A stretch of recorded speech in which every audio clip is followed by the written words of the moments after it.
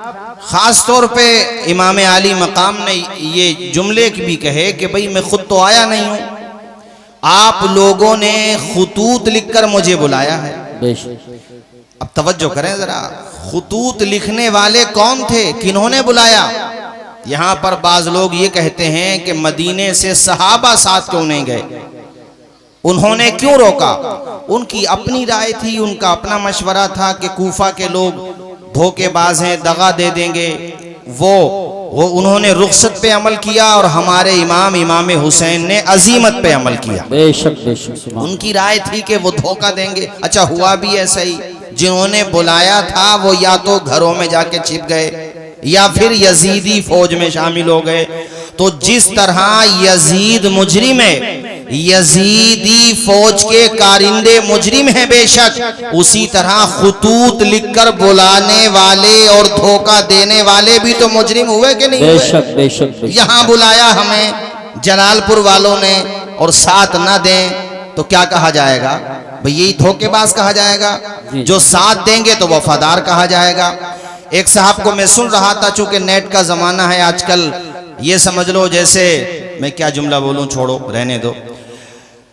अब सबके पास एक जरिया आ गया है सोशल मीडिया का, तो अब जरूरत थोड़ी है सनद की या है किसी चीज की जरूरत नहीं है। अब तो बस वो है ना कि क्या शेर कारी साहब, वो आज जाहिल भी हैं आलिम का लिबादा ओढ़े, ऐसे मुल्लाओं से ईमान बचाए रखना।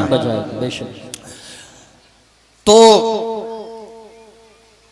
उन्होंने खुतूत लिखे, खुतूत लिखने के बाद बुलाया और साथ नहीं दिया। तो वो एक साहब कह रहे थे वो साथ क्या देते, हालात ही इतने खराब थे, वहां कोई जान को खतरे में थोड़ी डालते। मैंने कहा हजरत हुर ने अपनी जान को खतरे में डाल के दुनिया भी कामयाब कर ली और आखिरत भी कामयाब। वाह वाह वाह वाह, सुभान अल्लाह सुभान। हजरत हुर तो उसी साइड में थे। अरे थे कि नहीं थे बोलो? मगर उन्होंने फैसला लिया कि नहीं लिया? तो ऐसे इनको लेना चाहिए था जिन्होंने खुतूत लिख करके बुलाया था। इनमें के तारीख तबरी के मुताबिक 13 अफराद बड़े बड़े मनसबों पे जाके फाइज हो गए यजीदी फौज में। और मेरे इमाम ने ना, और ये कौन लोग थे मुझे नाम लेने की जरूरत नहीं है। देखो, दो तरह के लोग पाए जाते हैं दुनिया में, तीसरी तरह के हम और आप हैं जो हक वाले हैं, अहले सुन्नत व जमात। एक वो हैं जो यजीद को बचाते हैं, हमने कहा तुम भी मुजरिम हो। एक वो हैं जो कूफा के शियों को बचाते हैं जिन्होंने खत लिखा, हमने कहा मुजरिम तुम भी हो, इसलिए कि बुलाना और धोखा देना वो भी मुजरिम, और जिन्होंने कत्ल का इरादा किया करने आए वो भी मुजरिम, दोनों मुजरिम। और हम दोनों को गलत मानते हैं। हम अगर सही मानते हैं तो हुसैन इब्ने अली को और आपका साथ देने वालों को मानते हैं। अल्लाह माशाअल्लाह। मेरे इमाम ने नाम ले ले करके कहा, ए हिजार इब्ने अबजर, नाम लिया आपने। ए शबस बिन रिबई, आपने नाम लिया। ए यजीद बिन हारिस, आपने जनाबे वाला नाम लिया। ए कैस बिन आशास, क्या तुमने मुझे खुतूत नहीं लिखे थे? क्या तुमने लेटर्स नहीं लिखे थे? क्या तुमने यहां से हमारे पास को अपने खुतूत नहीं भेजे थे कि इमाम आइए हम आपका साथ देंगे? साथ देना तो छोड़ो, तुम हमारे दुश्मनों के खैमों में खड़े हो। इनमें से एक को तो इतना बड़ा मनसब मिला कि फौज के मैसरा या मैमना का उसको चीफ बनाया गया। मेरे इमाम ने कहा था जालिमों, हमें बुलाया, बुला करके धोखा दिया, उन्हीं में शामिल हो गए। मेरे इमाम के खिताब का एक एक लफ्ज ऐसा था कलेजे चीर देने वाला। ये शेरे खुदा का बेटा था, फसाहत और बलागत इनके नाखून के पोरों से चमककर टपकती है। अरे वो तो शेरे खुदा का डायरेक्ट बेटा है। अरे जो कई वास्तों से बेटे हुए, जो हसनी सैयद भी हैं, हुसैनी सैयद भी हैं। एक तरफ से उनका सिलसिला इमाम हसन तक जाता है और दूसरी तरफ से उनका सिलसिला इमाम हुसैन तक जाता है। नाम है अब्दुल कादिर जिलानी, लक़ब है गौसे आजम। खुदा ने ऐसी फसाहत और बलागत से नवाजा था, जब खिताब फरमाते थे तो सिर्फ जमीन वाले खिताब नहीं सुनते थे, आसमान के फरिश्ते भी उनका खिताब सुना करते थे। सिर्फ इंसान खिताब नहीं सुनते थे, जिन्नात भी खिताब सुनते थे।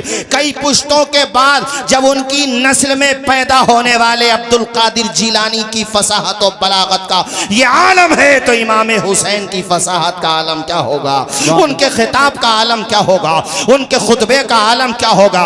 मेरे इमाम खिताब कर रहे हैं, कह रहे हैं ए यजीदियो, अरे कूफा के धोखाबाजो, कान के पर्दे खोल के सुनो, तुमने मेरे खानवादे के लोगों को शहीद किया है, मेरे अली अकबर को शहीद कर दिया, मेरे कासिम बिन हसन, अबू बकर बिन हसन, अबू बकर बिन अली जो मेरा भाई, हजरत अब्बास बिन अली, जाफर बिन अली, अब्दुल्ला बिन अली, अल्लाह आपका भला करे जनाबे वाला, ये नाम मैं आपको बता रहा हूँ, हजरत उमर बिन अली, उस्मान बिन अली, आप नाम बताते जा रहे हैं। मेरे खानवादे के 17 अफराद शहीद हो चुके हैं। इमाम ने कहा सबको लगा लो 71। मैं तुमको अब भी समझा रहा हूँ, ए यजीदियो, मुझे कत्ल करने से बाज आ जाओ, इसलिए कि अगर आज तुम्हारे हाथ मेरे खून से रंगीन हो गए, कयामत तक तुम्हारा नाम लेने वाला कोई पैदा नहीं है। बेशक बेशक बेशक। मिटा दिए जाओगे, सफ़े हस्ती से तुम्हारा नाम मिट जाएगा।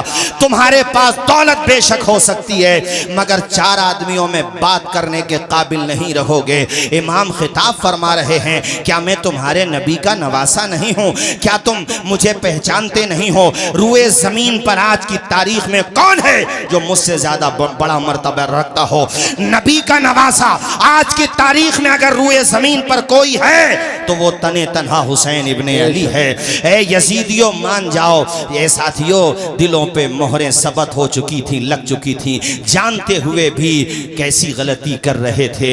एक खिताब इमाम ने जंग से पहले किया था, उस खिताब का असर ये हुआ था कि हुर उस तरफ खड़े थे और जब खिताब के कलेमात आपकी समाज से टकराए थे, कलेजे को चीर के रख दिया था। ख्याल और फिक्र की राहों में ऐसा उजाला किया था इमाम की तकरीर ने कि हजरत हुर थर थर कांपने लगे।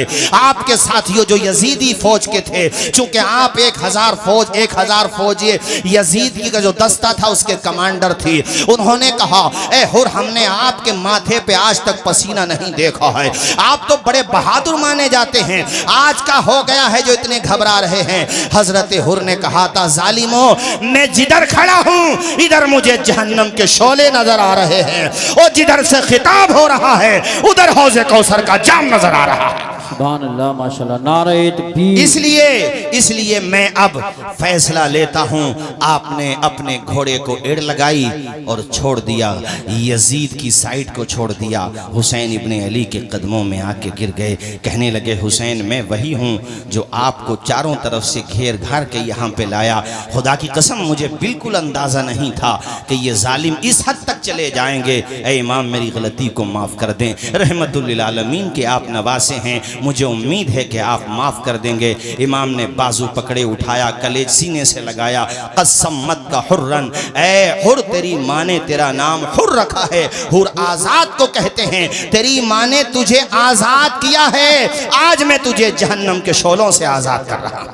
माशाल्लाह, सुभान अल्लाह साहब। माशाल्लाह, हमारे शहर संभल की सियासी शख्सियत और बहुत खुश अखलाक, बुलंद अखलाक शख्सियत मोहतरम ज़ियाउर रहमान बर्क साहब, ये उनकी मोहब्बत है। हालांकि अभी वो रिसेंटली दिल्ली से भी आए हैं, लेकिन उनकी मोहब्बत जलालपुर वालों ही से नहीं है, बल्कि अल्हम्दुलिल्लाह पूरे इलाके से है, पूरे खित्ते से है।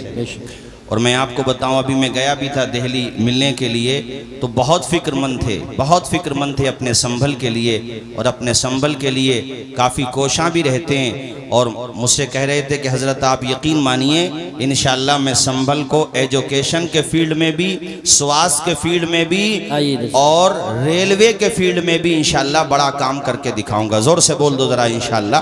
आप हजरात भी इस्तकबाल कर लो ज़ियाउर रहमान साहब का माशाअल्लाह। और हमें उम्मीद है कि जिस तरह, अच्छा तशरीफ ला रहे हैं माशाल्लाह, एक कुर्सी ले लो, ज़रा कुर्सी ले लो। अच्छा ठीक, आइए, खाना खा के इंशाल्लाह आएंगे माशाल्लाह।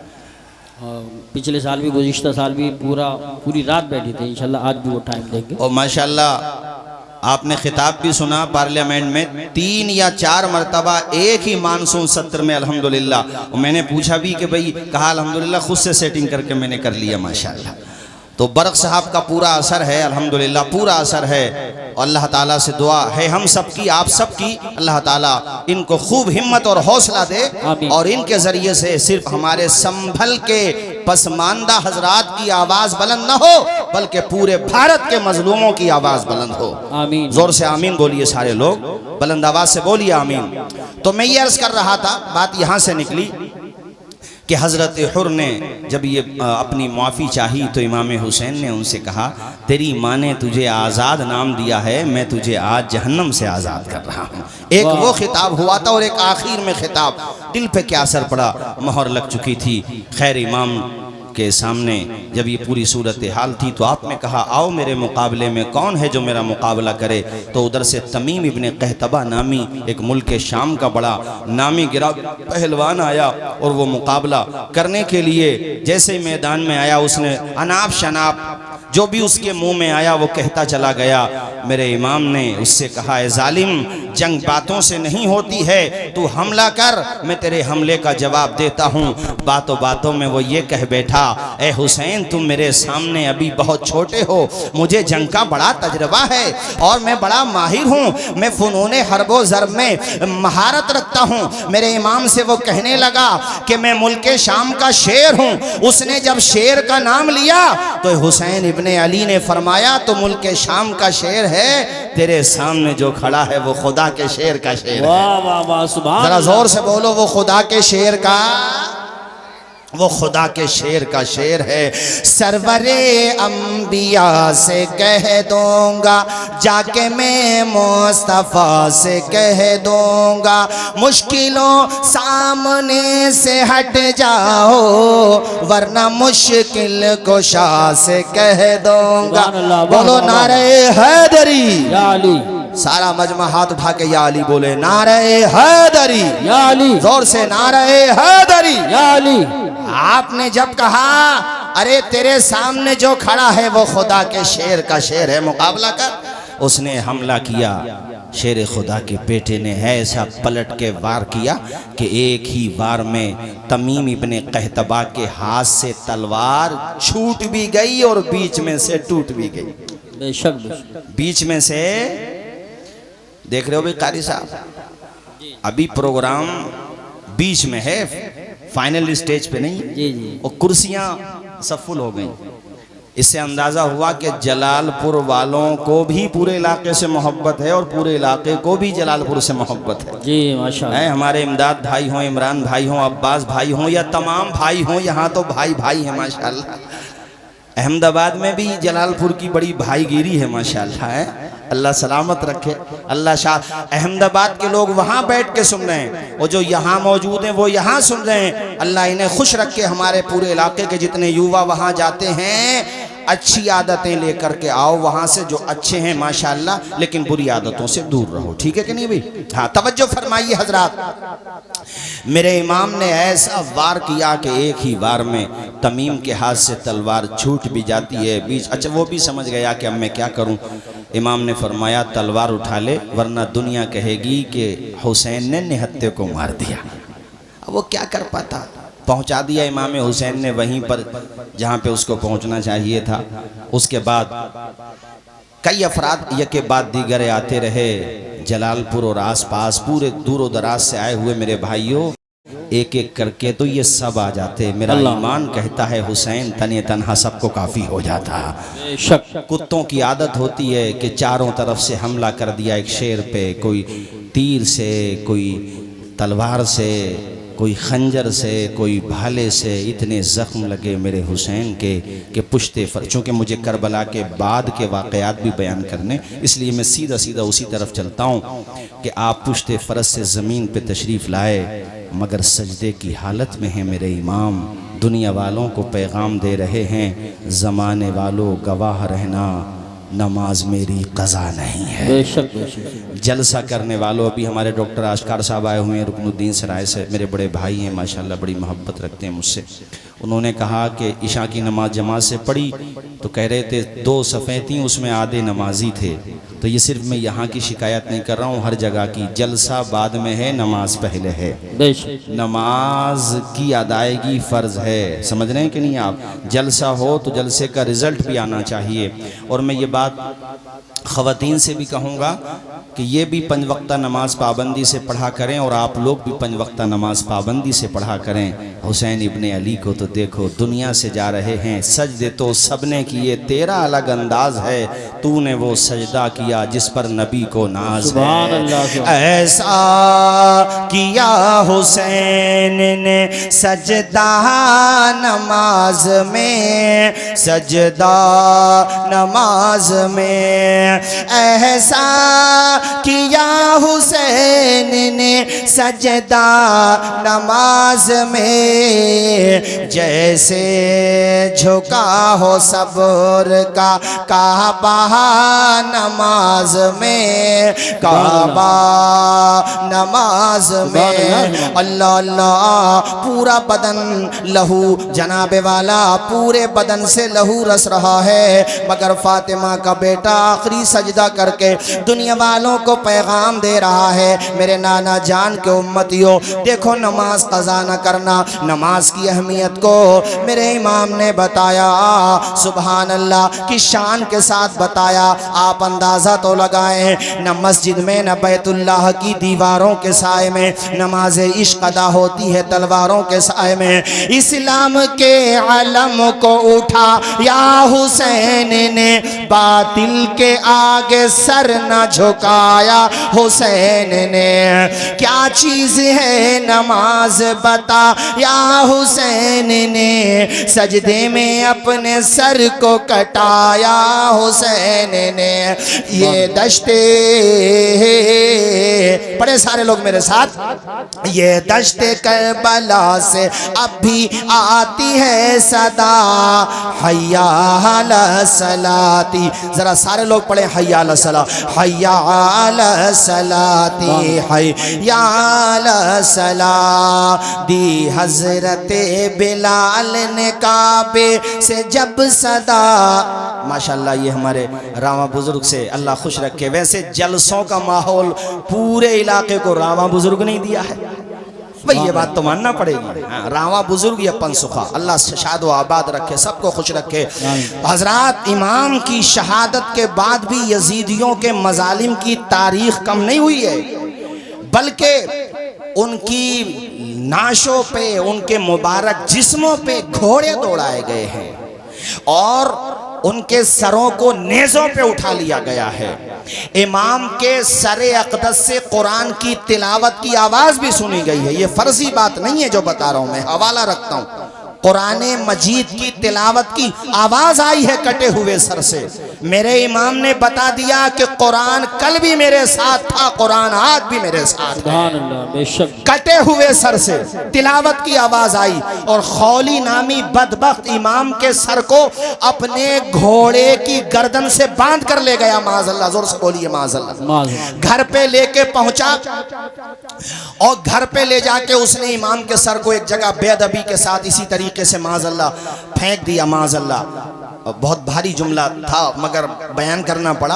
उसकी बीवी मुहिब्ब अहले बैत थी, वो फातिमा ज़हरा से मोहब्बत करने वाली थी, वो कनीज़े फातिमा ज़हरा थी, वो कनीज़े सैयदा ज़ैनब थी। उसकी निगाह पड़ी सरे इमाम पर, उसने अभी चेहरा नहीं देखा है चूँकि ढक दिया था उस जालिम ने। उसने पूछा, है मेरे शौहर, ये किसका कटा हुआ सर लाया है? कहने लगा, पहले मुझे खाना लगाओ। उसने कहा, नहीं नहीं, पहले मुझे बता कि ये तू सर किसका लाया है। ज़्यादा बीवी ने इसरार किया तो खौली ने जैसे ही नाम लिया उस औरत के तन बदन में आग लग गई। उसने कहा, बदबख्त ए जालिम, अगर तू मेरा शौहर न होता तो तेरी गर्दन को मैं आज तेरे तन से जुदा कर देती। तुझे पता है इनका मकाम क्या है?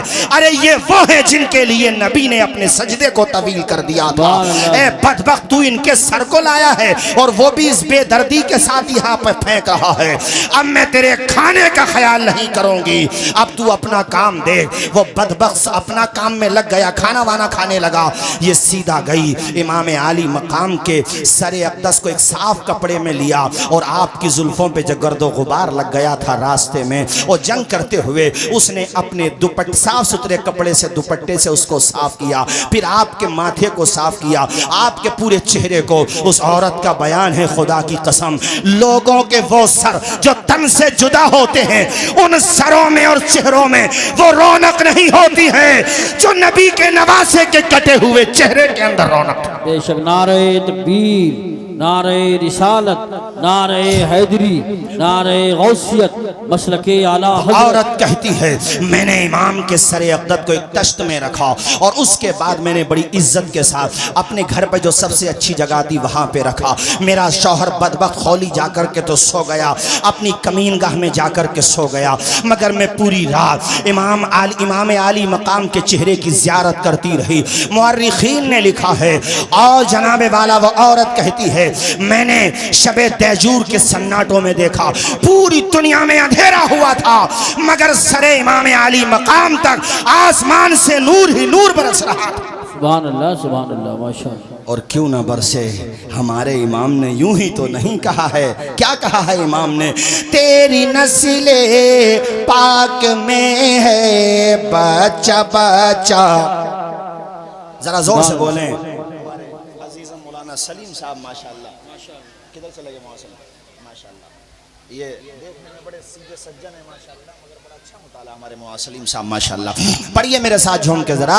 तेरी नस्ले पाक में है बच्चा बच्चा नूर का, तेरी नस्ले पाक में है बच्चा बच्चा नूर का, नूर का। तू है ऐने नूर तेरा, तू है ऐने नूर तेरा, सब घराना नूर का। बोलो सब घराना। जैसा अकीदा है वैसी आवाज आना चाहिए। सब घराना, जोर से सब घराना।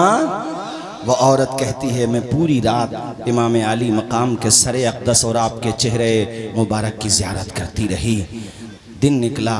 अच्छा, फिर ये सर जो है अलग, जितने भी शोहदा के सर थे, ख़ास तौर पे इमाम हुसैन सैयद शुहदा का सर, कूफा का जो गवर्नर था जिसका नाम उबैदुल्लाह इब्ने ज़ियाद है, उसके दरबार में जब पहुंचा, क़ारी साहब लिखा हुआ है कुतुब तवारीख़ में कि उबैदुल्लाह इब्ने ज़ियाद के हाथ में एक छड़ी थी। छड़ी मतलब समझते हो नहीं, छड़ी। तो वो इमाम के लबों पे उस छड़ी को मारने लगा, मतलब इस तरीके से, और उसके मुंह में जो जुमले आ रहे थे वो मैं नकल भी नहीं कर सकता। उस दरबार में इत्तेफाक ये कि हज़रत ज़ैद बिन अरक़म सहाबी रसूल बैठे हुए थे। उन्होंने ये तौहीन देखी, हालांकि वो गवर्नर था और कितना जालिम गवर्नर था आप उसके बारे में जानते ही हैं, मगर वो चूँकि सहाबी रसूल थे उनसे ये तौहीन बर्दाश्त न हुई। हज़रत ज़ैद बिन अरक़म खड़े हो गए और आपने कहा ओ बदबख्त, तू होगा गवर्नर, तू अपने मनसब पे ज्यादा ना इतरा। जानता है ये किसका सर है? ए बदबख्त, इन लबों पे तू छड़ी मार रहा है। मैंने अपने माथे की आंखों से देखा है कि मेराज के दूल्हा इन लबों को चूमा करते थे। गवर्नर, उसको ये लगा मेरी इंसल्ट हो गई, मेरी तौहीन हो गई। और अल्लाह वाले किसी जालिम हुक्मरान से नहीं डरते, किसी ताकतवर से नहीं डरते। वो साफ साफ ऐलान कर देते हैं कि आपके सर पे जो ये ताजे हशम रखा है, हम फकीरों ने इसे ज़ेरे कदम रखा है। ज़ैद बिन अरक़म डरे नहीं, आप घबराए नहीं। उसने कहा पकड़ो इन्हें। आप दरबार से निकलने लगे और उसने फिर कहा कि बूढ़े हो, ज़ईफ़ हो, उम्र ज़्यादा है, इसलिए छोड़ रहा हूँ, वरना गर्दन तुम्हारी भी मार देता। ज़ैद बिन अरक़म ने कहा मारने की धमकी क्या देता है? अरे तू नवासे रसूल का कातिल है, तो हमें कत्ल करने में तुझे क्या जाएगा? कत्ल कर दे, मगर ज़बान से निकलेगा तो हक निकलेगा। नबी का सहाबियों गलत बात नहीं करूँगा। ज़रा ज़ोर से बोलो सुभान अल्लाह। क्या बेहतरीन जवाब दिया हज़रत ज़ैद बिन अरक़म ने। मर्द हक बातिल के आगे माथ खा सकते नहीं, सर कटा सकते हैं लेकिन सर झुका सकते नहीं। सुभान अल्लाह, सुभान अल्लाह। हज़रत ज़ैद बिन अरक़म दरबार से बाहर आ गए। खैर, ये इमाम आली मकाम के सर को इन लोगों ने कहा कि नेज़ों पे बुलंद करो, पूरे कूफा में घुमाओ। घुमाया गया। जामा मस्जिद में ये तकरीर करने के लिए मिंबर पे गया उबैदुल्लाह इब्ने ज़ियाद, और जाकर के इमाम आली मकाम की शान में इसने ना ऐसे जुमले के नकल भी नहीं किए जा सकते, माज़अल्लाह।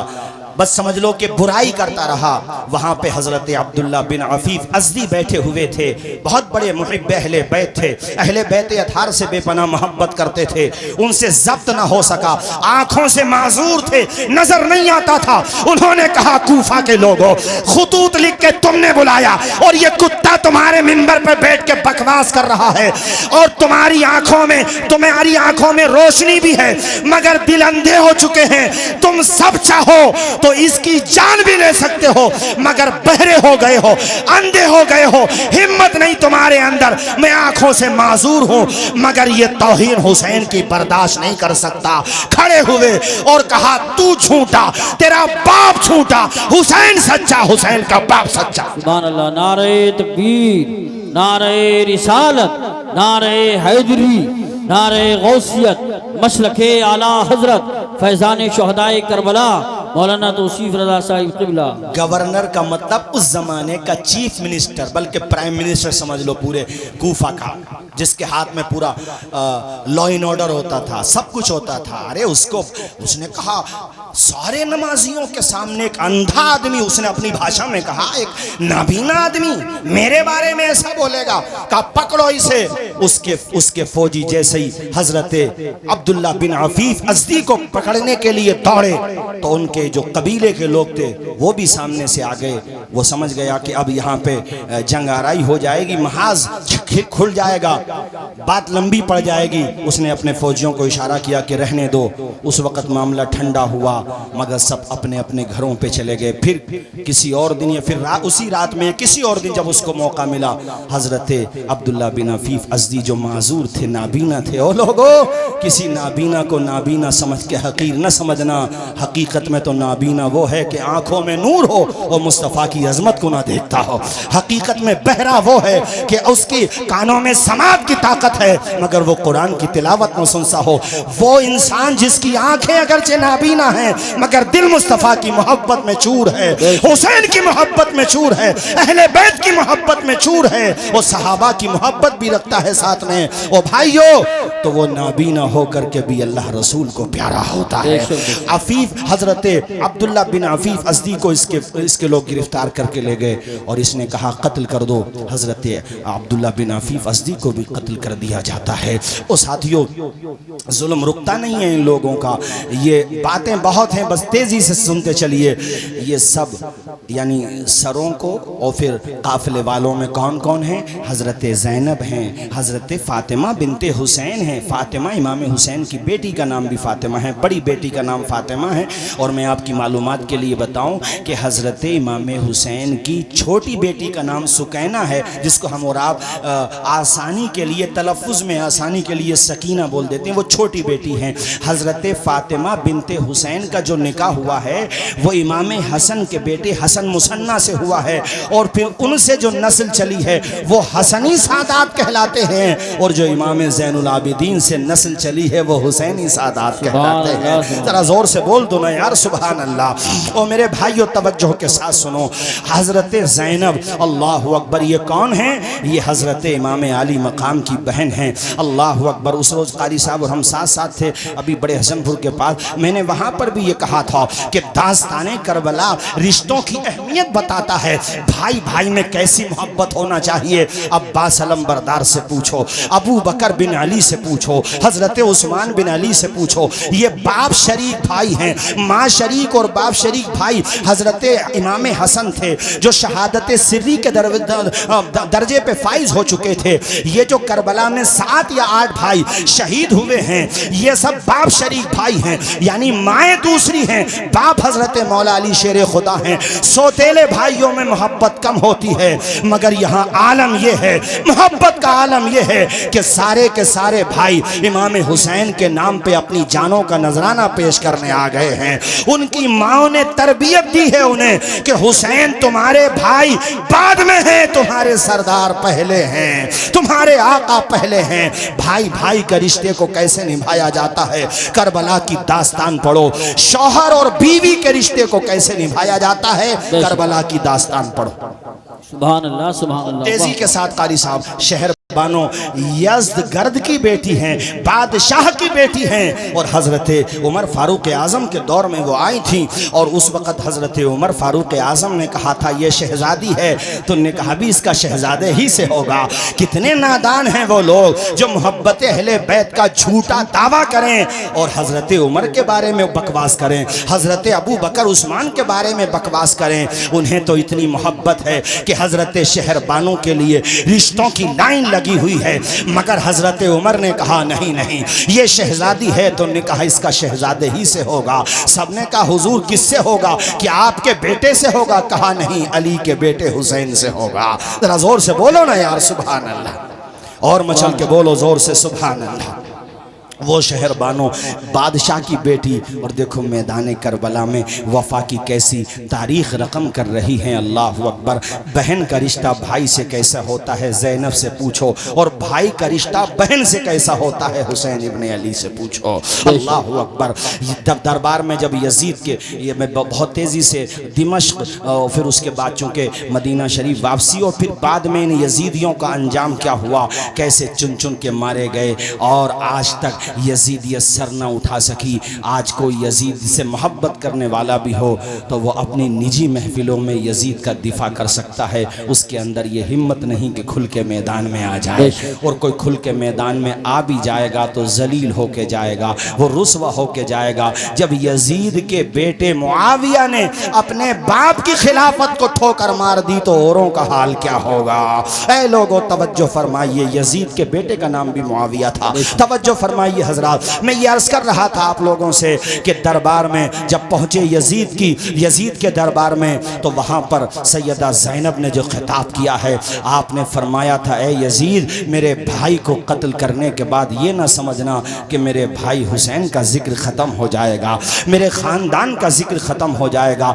याद रखना तेरा नाम चंद दिनों तक बाकी रहेगा, मेरे भाई का नाम क़यामत तक बाकी रहेगा।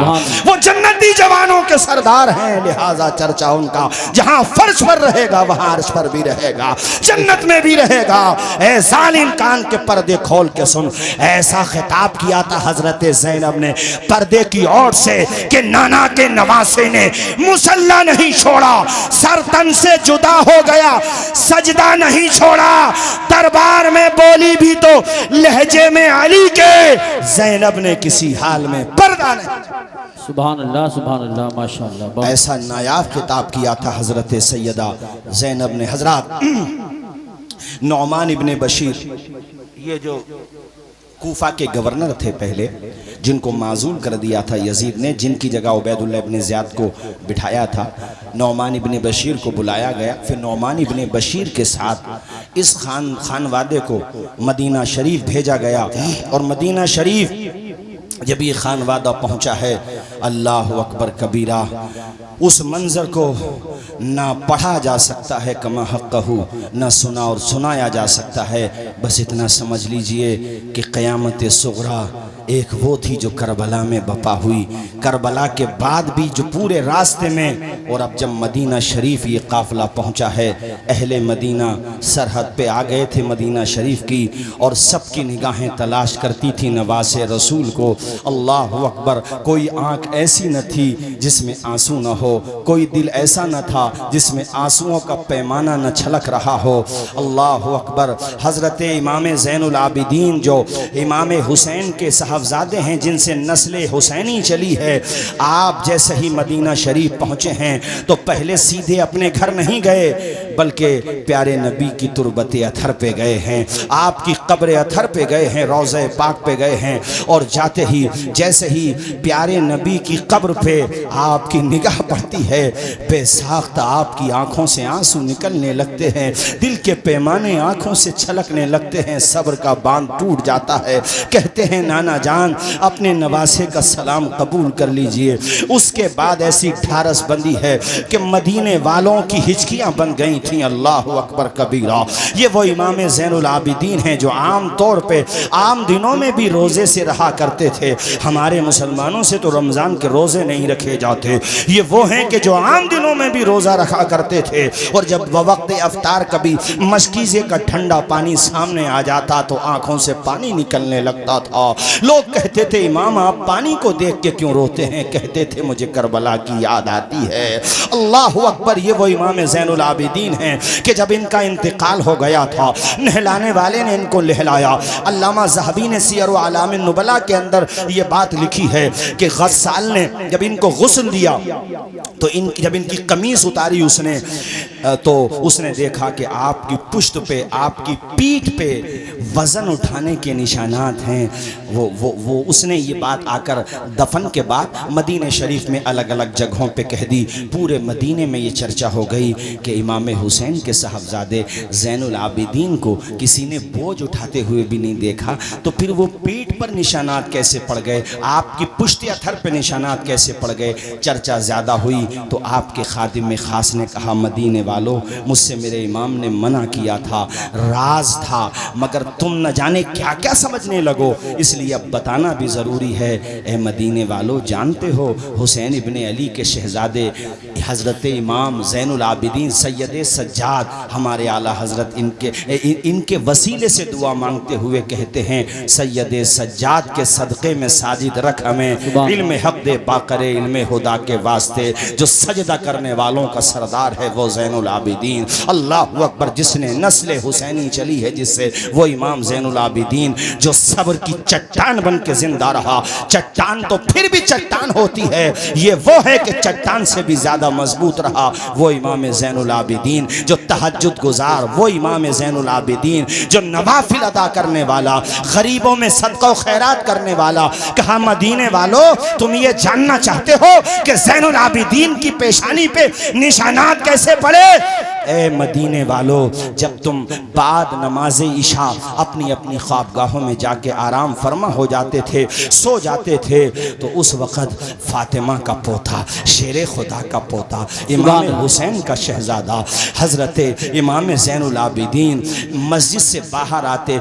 आप पूरी रात इबादत करते थे, कुछ आराम कर लेते होंगे, बस बाकी पूरी रात इबादत में गुजरती थी। कहते हैं उसके बाद वो राशन किट तैयार करते थे। राशन किट समझते हो?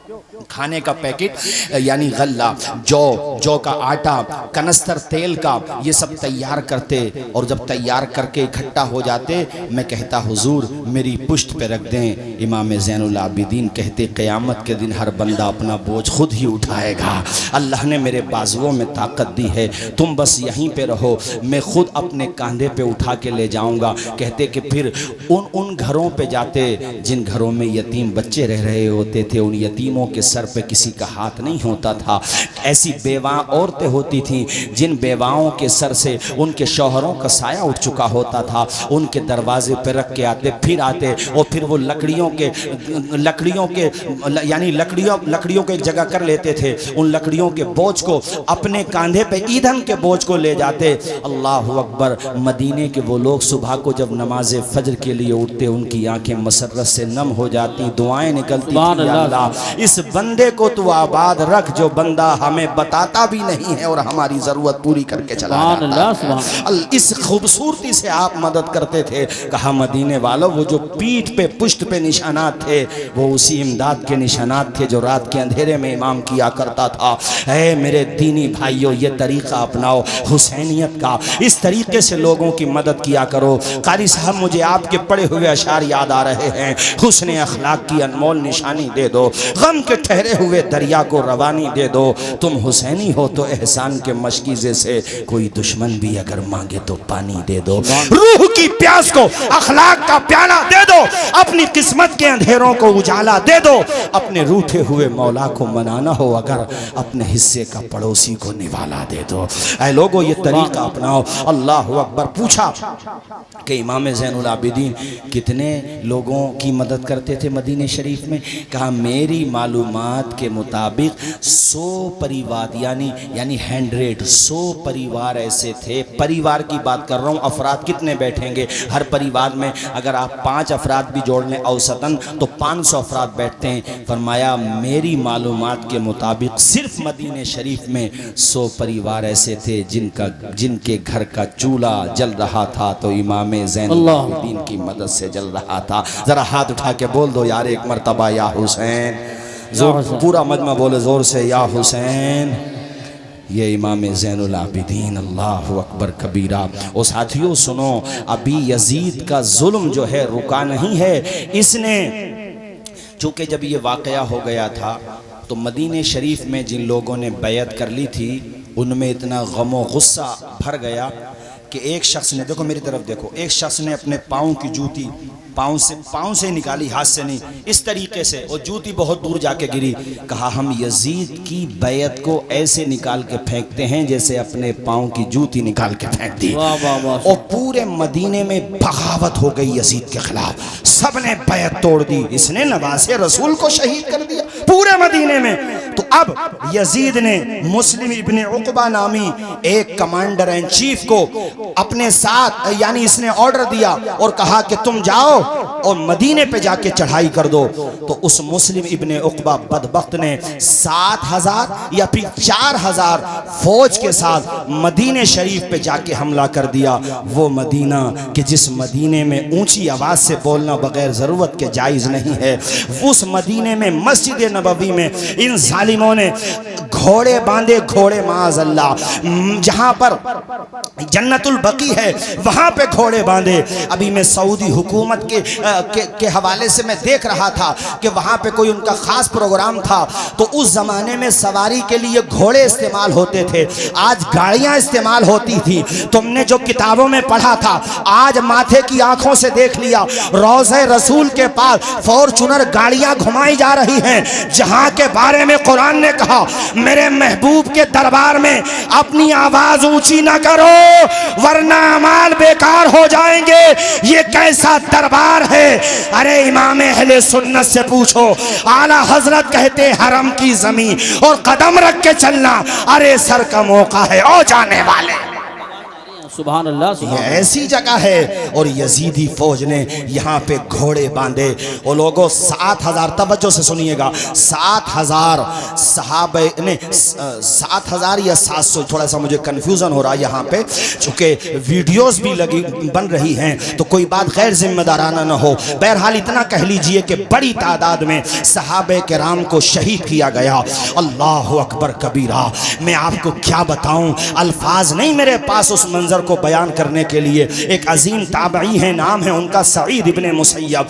वो वहीं पे ऐसे ही पागलपन का, वो पागल नहीं थे मगर वो यजीदी फौज को वो ये चाहते थे कि मस्जिद नबवी में आज़ान तो होती रहे। इन जालिमों ने घोड़े बांध दिए हैं, आज़ान भी बंद हो गई है, 3 दिन हो गए हैं मस्जिद नबवी में जमात से नमाज नहीं हुई है। तो ऐसा ना हो कि नमाज ही ना हो, इसलिए वो पागल बन के वहाँ पे यानी दिखावे के लिए उनको भी यजीदियों ने गिरफ्तार कर लिया। मगर जब उन्होंने इस तरह की हरकतें की तो कह रहे तो पागल है, इसको छोड़ दो। अब यहाँ तो मैं मिशकात शरीफ की एक हदीस शरीफ सुनाता हूँ, जिसे हवाला न मिले वो मुझसे आकर के पूछ ले। वो कहते हैं कि जब कोई भी नमाज पढ़ने, चूंकि वहाँ पे हालात ऐसे बना दिए गए थे, 3 दिन तक कुछ भी नहीं हो रहा है, न आज़ान हो रही है न जमात हो रही है। कहते मैं अकेला नमाज पढ़ता था, अकेला आज़ान दे लिया करता था। कहते हैं मैंने अपने कानों से सुना रोज़े मुस्तफ़ा से आज़ान की आवाज आया करती थी। ये मिशकात शरीफ, मैंने किताब का हवाला दिया, सारे मकातिबे फिक्र में ये किताब उनके वहां पे दाखिल है निसाब में। ओ यार इसीलिए तो बरेली का ताजदार कहता है तू जिंदा है वल्लाह, तू जिंदा है वल्लाह, मेरे चश्मे आलम से छिप जाने। सुभान अल्लाह। नारे तकबीर, नारे रिसालत, नारे हैदरी, नारे गौसियत, मसलके आला हजरत उलमाए अहले सुन्नत मौलाना तौसीफ रजा साहिब क़िबला। कारी साहब तवज्जो के साथ सुनिए। अच्छा माशाल्लाह, हमारे मैंने ध्यान नहीं दिया माशाल्लाह, और उनकी मोहब्बत देखिए आप। मैं इनसे मिलने गया दिल्ली में, मेरे साथ कुछ मेहमान भी थे, अहबाब भी थे। भाई इतनी इन्होंने मेहमान नवाजी की, इतनी मोहब्बत से नवाजा, और माशाल्लाह अपने संबल में रेलवे वाला भी मैटर इन्होंने उठाया। उस सब की तरफ बाद में ज़रा पहले इसको वाक़े को मुकम्मल कर लें इंशाअल्लाह। फिर मैं थोड़ा सा ज़ियाउर रहमान साहब की तरफ से भी इसलिए कहूँगा कि ये ना सोचो कि ये सिर्फ सियासी लीडर हैं, बग़ैर पॉलिटिक्स और बग़ैर सियासत के आपकी किस्मत के फैसले नहीं होते हैं जमहूरियत और डेमोक्रेसी में। इसलिए हमें पूरी उम्मीद है कि जिस तरह से बर्क साहब जब बोलते थे पार्लियामेंट में, मुझे उनके वो अशार बार बार याद आते हैं, अभी क्या है एक बूंद को तरसेगा मैं खाना जो अहले ज़र्फ़ के हाथों में पैमाने नहीं आए। उसी अंदाज में हमारे ज़ियाउर रहमान बर्क साहब भी बोले हैं और बहुत अच्छे अंदाज में बोले हैं। मालिक इनको हुसैनियत का सच्चा जज्बा अता फरमाए, हुसैनियत का सच्चा हौसला अता फरमाए। अल्लाह ताला ने जिस तरह इनके दादा को जुर्रत, बहादुरी और हिम्मत अता फरमाई थी, हमने वो रंग उनके पोते में भी देख लिया है माशाअल्लाह। और हमें उम्मीद है कि उसमें बरकत ही होती रहेगी, हौसला आता ही रहेगा। जालिम की उम्र बहुत कम होती है, जालिम वहाँ का हो या कहीं का भी हो, बस समझते रहिए मेरी बात को। सुनो, उक़बा इब्ने मुस्लिम ने एक बूढ़ी के नौजवान लड़के को पकड़ लिया, यानी ज़ईफ़ा औरत थी वो, नौजवान लड़के को पकड़ लिया। अब माँ होती है, देखो मेरी तरफ देखो, वो अपना आंचल फैला के मुस्लिम इब्ने उक़बा जो यजीद ने भेजा है मदीने पे हमला करने के लिए, ऐसे दामन फैला के कहती है, ए मुस्लिम इब्ने उक़बा मेरे बच्चे को माफ़ कर दे, मेरे बुढ़ापे का सहारा है, ज़िंदगी भर की कमाई है, पूरे घर का खर्चा इससे चलता है। ए जालिम, तो इसे छोड़ दे, जो चाहे मुझे सज़ा दे दे, मेरे बच्चे का क्या कसूर है। तो उसने देखो, उसने सामने खड़ा किया और फिर उसने गर्दन पे तलवार मारी और वो जवान लड़का जो था शहीद हो गया। फिर उसके सर को इस औरत के, वो जैसे दामन फैलाई हुई थी ना, उस दामन में डाल दिया और कहा, ये गनीमत नहीं समझती कि हमने तेरी ज़िंदगी को माफ़ कर दिया है, तेरी ज़िंदगी को बख्श दिया है। जालिम जब जुल्म करता है ना, तो इसी तरह से जुल्म करता है। जुल्म तो हमारे और आपकी निगाहों के सामने हैं, मगर याद रखो, सुबह मगरूर को वो शाम भी कर देता है, शोहरतें करके ख़त्म गुमनाम भी कर देता है। वक्त से आंख मिलाने की हिमाकत न करो, वक्त इंसान को नीलाम भी कर देता है। वक्त का पहिया कब बदल जाए, हालात कब बदल जाए पता नहीं चलता है। अब से 6 महीना पहले बांग्लादेश में जिस शेख हसीना का सिक्का चला करता था, सर छुपाने को जगह नहीं मिल रही है दुनिया में। ये कादिर मुतलक है, पूरी दुनिया का मालिक वो है, संसार की रचना करने वाला रचयिता वो है। वो सिर्फ इंसान को मोहलत देता है। असल में पावर अगर किसी के पास है तो वो रब्बुल आलमीन के पास है, उसके अलावा कोई मालिक हकीकी नहीं है, वो सिर्फ मोहलत देता है। ऐ लोगो, उस औरत के दिल से जो हाय निकली, उसने कहा, मुस्लिम इब्ने उक़बा मेरी हाय लगेगी, तू इस मिशन में नाकाम होगा। और सुन, मैं तेरे सामने कसम खाती हूँ कि मेरे रब ने अगर मुझे ताकत दी तो मैं तेरी लाश को जलाऊंगी, तेरी लाश में आग लगाऊंगी। एक दुखी माँ की निकले हुए ये जुमले थे। उसने कहा, अरेस्ट करो। फौजियों ने कहा, अरे यार, ये तो देख वो औरत है, उसका बच्चा तूने कत्ल कर दिया, इग्नोर कर, जाने दे इस औरत को। वो औरत डरी नहीं। ये औरत भी जब बहादुरी पे आ जाए ना, तो मेरे साथियों फिर कहानियाँ पढ़ो तुम सहाबियात की, दास्तानें पढ़ो सहाबियात की। ये औरत जब बहादुरी दिखाती है तो ऐसी बहादुर माओ की कोख से सलाहुद्दीन अय्यूबी जन्म लेते हैं। ऐसी बहादुर माओ की कोख से अल्लामा किफ़ायत अली काफ़ी, अल्लामा फजल हक खैराबादी जन्म लेते हैं। वो ऐसी बहादुर माओ की कोख से मौलाना शौकत अली और मौलाना जौहर अली, के जिनको जब अंग्रेजों ने अरेस्ट किया और आकर के रामपुर में उनकी माँ को किसी ने बताया, अरे तुम्हारे तो दोनों बेटों को ईस्ट इंडिया यानी ब्रिटिश गवर्नमेंट ने अरेस्ट कर लिया है, तो उस माँ ने मुसल्ला बिछाया, 2 रकत नमाज पढ़ी, कहा सजदे शुक्र अदा किया है कि मेरे बेटों ने आज जिंदगी में कोई बहादुरी का काम किया है। क़यामत के दिन मैं फ़ख्र से बुलंद करूंगी कि मालिक तूने मुझे 2 बेटे दिए और मैंने उनको हक व सदाकत का अमीन बनाया। ये माएँ होती हैं। उस वो औरत घबराई नहीं। कहा, मैं फिर कहती हूँ, ए यजीदी फौज के कमांडर, तूने मदीने में आके हमला किया है, मेरे बच्चे को मेरी निगाहों के सामने शहीद किया है। मैं कसम लेती हूँ कि तेरी लाश में आग लगाऊंगी, जलाऊंगी। औरत चली गई। ये मदीने को ताराज करके, मदीने में हमला करके मक्का शरीफ की तरफ जा रहे थे। रास्ते में खुदा का अजाब आया और मुस्लिम इब्ने उक़बा पे फालिज गिर गया। फालिज समझते हो? फालिज। और ऐसा भयंकर फालिज कि रास्ते ही में डेथ हो गई इसकी। और इसको वहीं पे दफना दिया गया। मदीने शरीफ और मक्का शरीफ के बीच में रास्ते में कहीं पे इसकी डेथ हुई, वहीं पे इसको दफना दिया गया। इसके बाद इब्ने नुमैर नामी एक शख्स फौज का कमांडर बना। खैर वो फौज तो मक्का शरीफ चली गई। इस औरत को किसी ने जाके बता दिया कि ए औरत, तेरी दुआ कबूल हो गई। तूने उसके बारे में जो रब से कहा था, मैं कहता हूँ ए जालिमों, तुम जो बद्दुआएं ले रहे हो, मजलूमों गरीबों के मकानात को तोड़ के, किसी का दिल दुखा के, याद रखो दुनिया की अदालत में फैसला हो न हो, मगर एक अदालत जो सबसे बड़ी अदालत है, वहां इंसाफ जरूर मिलेगा। जरा जोर से बोलो ना यार, सुभान अल्लाह बोलो, बेशक जरूर इंसाफ मिलेगा। हमें रब की जो सबसे बड़ी अदालत है, वहां पे इंसाफ जरूर मिलेगा, यकीन रखो। मैंने एक वीडियो देखा था अभी, शायद आप लोगों ने भी देखा होगा। कोई अधिकारी है और वो अपने मुल्क का नहीं है, वो शायद पड़ोसी मुल्क का है, शायद मुझे ऐसा लगा भाषा से। तो एक औरत के शौहर का इंतकाल हुआ, वो गवर्नमेंट जॉब में ही था उसका शौहर भी। तो वही औरत ये चाहती थी मुझे पेंशन मिले, इसके बाद जो पैसे हैं वो मुझे मिल जाए। तो उसके शौहर के दोस्त के पास या उसी के किसी उस डिपार्ट से जुड़े हुए किसी अधिकारी के पास वो औरत गई। उसने जाकर के कहा कि ऐसे ऐसे मुझे पेंशन चाहिए। तो उस बदबख्त ने रिश्वत मांगी, और मोटी रिश्वत, और औरत को धक्के दे करके बाहर किया। तो औरत की जबान से ये जुमला निकल गया कि अल्लाह करे तेरे मुंह में कीड़े पड़ जाएं। औरतों की जबान से निकल गया। खुदा की कसम वीडियो मौजूद है, उस पे खुदा का ऐसा कहर नाजिल हुआ, ऐसी बीमारी में पड़ा कि पहले तो वो बिल्कुल सूख गया, बिल्कुल जैसे कांटा बन गया।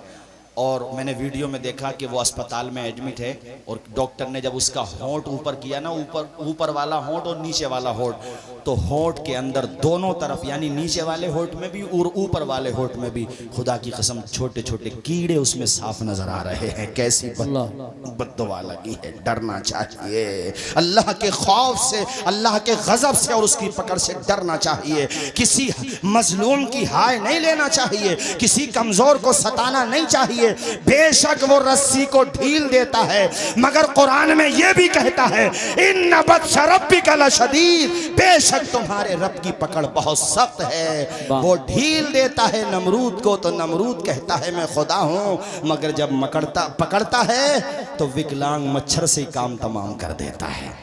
बोलो हाथ उठा के करता कि नहीं करता? जोर से बोलो। है करता है। हमारी बेबसी पे यूं न इतराओ चमन वालों, गुजरनी एक दिन सर से तुम्हारे भी कयामत है। ज़ियाउर रहमान साहब ने भी पढ़ा, माशाल्लाह। अल्लाह खूब उन्हें बरकत अता फरमाए। बस 5 मिनट फिर मैं ख़त्म करता हूँ अपनी तकरीर। भाइयों, उस औरत को पता चल गया कैसे ऐसे उसकी डेथ हो गई, मर गया वो। तो अपने घर वालों के या जिसके भी साथ बहरहाल वो उस जगह पे पहुंच गए। उसने कसम ली हुई थी मुझे आग लगानी है। मुस्लिम इब्ने उक़बा की कब्र पे वो पहुंची, कब्र को खोदा, बरगे थे तो बरगे हटाए, नहीं थे तो नहीं हटाए, ये कह लो यार। कब्र को खोदा तो वो सबने कहा कि इधर को देखो, पहले सर की तरफ को। जब कफन हटाया, जोर से बोलो क्या हटाया, आवाज आए सारे लोग, क्या हटाया? जब कफन हटाया तो एक सांप उसकी गर्दन में लिपटा हुआ पाया, जिसका फना मुंह के अंदर था और वो उसको डस रहा था। अल्लाह की पनाह, अल्लाह से डरना चाहिए इंसान। तो कुछ भी नहीं है, सिर्फ एक मोहलत पे टिका हुआ है। वो जब चाहेगा, जहाँ चाहेगा, जैसे चाहेगा तेरी रूह निकाल देगा। तेरी औकात क्या है इंसान? जैसी ये ज़मीन है 7 ज़मीनें और हैं, जैसा ये आसमान है उसके अलावा 6 आसमान और हैं। बग़ैर पिलर के छोटा सा लेंटर नहीं डाल सकते। मेरे खुदा ने कितना बड़ा आसमान का शामियाना तान दिया है बग़ैर पिलर के। उसकी कुदरत से डर, उसके गजब से डर। संवैधानिक कुर्सियों पे बैठने वालों, इंसाफ करो। इंसाफ तुम नहीं करोगे तो याद रखो इबरत का निशान बना दिए जाओगे। मजलूमों की दुआएं रायगा नहीं जाएंगी, अपना असर जरूर दिखाएंगी। याद रखो इस बात को। और ये मैं आप सबसे भी कहता हूँ, देखो कभी किसी की इतनी जमीन पे भी अपनी नीयत खराब मत करो। इतनी बेशक। देखो मेरी तरफ देखो, बहुत अच्छी। इसको क्या बोलते हैं आप लोग? बालिश बोलते हैं, बोलते हैं, बिलान भी कहते हैं हम लोग अपनी देहाती भाषा में। हुजूर फरमाते हैं कोई किसी की एक बालिश्त जमीन पे नाहक कब्जा कर ले, कितनी बताई मैंने? सारे लोग बोलो जरा। एक बालिश्त जमीन पर नाहक कब्जा कर ले, अल्लाह के पैगंबर फरमाते हैं क़यामत के दिन उसकी गर्दन में 7 ज़मीनों को तोक बना के डाल दिया जाएगा। ये हदीसें दिमाग में बिठाओ, ज़रूरत नहीं पड़े कोर्ट कचहरी की। उस दिन ज़ियाउर रहमान बर्क़ साहब ने ये भी कहा, मुझसे ये कह रहे थे कि हज़रत आप भी कोशिश करें कि लोगों को झगड़ों से दूर रखो, बुराइयों से दूर रहो, बहुत अच्छी बात। शादी ब्याह को आसान करो। और आज मैं, हमारे बहुत सारे चैनल्स भी लगे हुए हैं, ये भी अर्ज़ करूँगा, मैं मिलने वाला भी था इस टॉपिक पे, बाकी जो मुझे कहना था वो बातें मैंने कही भी थी। आज मैं ये भी अर्ज़ करूँगा कि माशाल्लाह हम देख रहे हैं कि हमारे मोहतरम ज़ियाउर रहमान बर्क़ साहब को रब के करम से अल्हम्दुलिल्लाह पार्टी में भी बहुत रिस्पांस मिल रहा है और आप इसके अहल हैं, आपके दादा जान की खिदमत हैं। एक अर्ज़ ये है कि नामूस रिसालत के हवाले से इस वक्त जो कुछ बदबख्त दरीदा दहन ज़बानें खोल रहे हैं, उस हवाले से भी आप पार्लियामेंट में आवाज़ उठाएँ और अपनी पार्टी का भी जो स्टैंड है वो रखें। और दीगर जो अपोजिशन की पार्टीज़ हैं उनसे मुलाकात करें, उनसे मिलें और उनसे ये कहें कि सिर्फ हम लोगों का मामला वोट मशीन का नहीं है। जब हमारे वोट से आपको कामयाबी मिलती है तो हमारे मुद्दों पे बोलने के लिए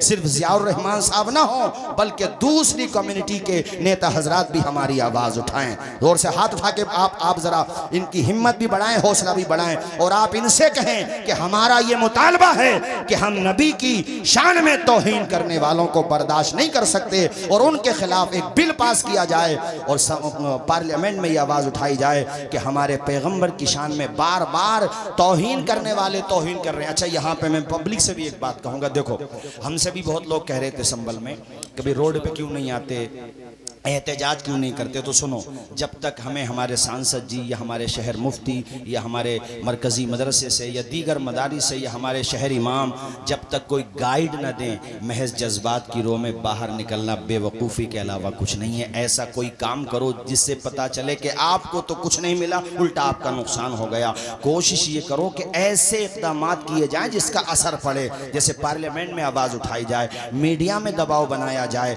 या हम अपने जवानों को हुजूर का सच्चा गुलाम बना करके पेश करें, ताकि हमारे गैर मुस्लिम भाई जो पॉजिटिव जहन रखते हैं वो भी देख करके कहें कि जब जलालपुर के गुलाम मुस्तफ़ा का आलम ये है तो करबला के इमाम हुसैन का आलम क्या होगा। शराबों को छोड़ें, नशे को छोड़ें, बुरी आदतों को छोड़ें और जनाबे वाला बेहयाइयों को छोड़ें, सच्चे मुसलमान बने, अच्छे मुसलमान बने। मौजूदा दौर के दिन रात बदल सकते हैं, मुल्क के फिक्र नजरियात बदल सकते हैं, तुम बदल जाओ तो हालात बदल सकते हैं। सुभान अल्लाह, सुभान अल्लाह। तो जो ये इशारा करें वो हमें करना, अपनी तरफ से कुछ नहीं करना। अभी देखो आपने देख लिया होगा शहजाद अली साहब के पूरे मकान को जो तकरीबन मेरे ख्याल से 10-12 करोड़ रुपए की लागत से, तो ऐसे हालात को सामने रखते हुए जो ये हमें गाइड करें, जिस तरीके से हमें ये कानूनी एतबार से हमें मशवरा दें, हमें उसी एतबार से चलना कि नहीं चलना। तो ये मैंने इनसे कहा है कि आप हमारे लिए, सबके लिए और अपने लिए भी हमारे नबी की अज़मत के हवाले से पार्लियामेंट में आवाज़ उठाएं और हमें उम्मीद है कि इंशाअल्लाह आवाज़ उठाएंगे। जोर से बोलो इंशाअल्लाह आवाज़, इंशाअल्लाह इंशाअल्लाह इंशाअल्लाह। तशरीफ़ लाएं माशाअल्लाह। नारे तकबीर, नारे रिसालत, नारे हैदरी, नारे गौसियत, मसलके आला हज़रत हज़रत अल्लामा मुफ्ती हम्माद रज़ा साहिब क़िबला, ख़तीब हिंदुस्तान हज़रत अल्लामा मुफ्ती हम्माद रज़ा साहिब क़िबला, ख़तीब हिंदुस्तान माशाअल्लाह। अल्लामा मुफ्ती अभी हमारे अजीज़ फारूक रज़ा साहब के भी कलामों ने बस इमरान भाई अजीज़ उतना ही रखो कि दिल बहल जाए, इतना भी ना चाहो किसी का दम निकल जाए।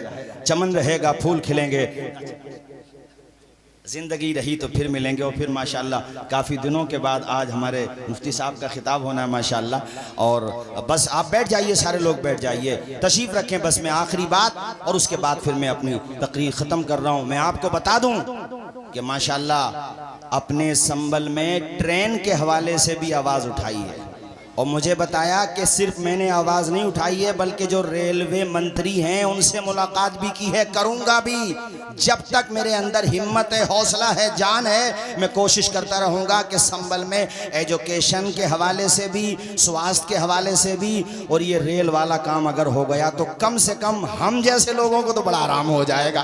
कारी साहब, सफ़र करने वाले हम जैसे लोगों को बड़ा आराम हो जाएगा। और मुझे उम्मीद है माशाल्लाह अल्लाह ने सियासी गट्स भी दिए हैं। जी जी, यानी ऐसा नहीं है कि सिर्फ आप ये सोच रहे हो कि पार्टी की तरफ से जो टाइम मिला, नहीं, अपनी सलाहियतों से भी माशाल्लाह, पार्टी की तरफ से तो है ही जो है, लेकिन अपनी सलाहियतों से भी वक्त लिया। और अल्हम्दुलिल्लाह एक काम के लिए मैं और कह दूं आज, और ये मैं ज़ियाउर रहमान बर्क साहब से भी कह रहा हूँ, बाकी सियासी हजरात से भी कह रहा हूँ, वो ये है कि रोडवेज जो है सिर्फ मुरादाबाद के लिए है।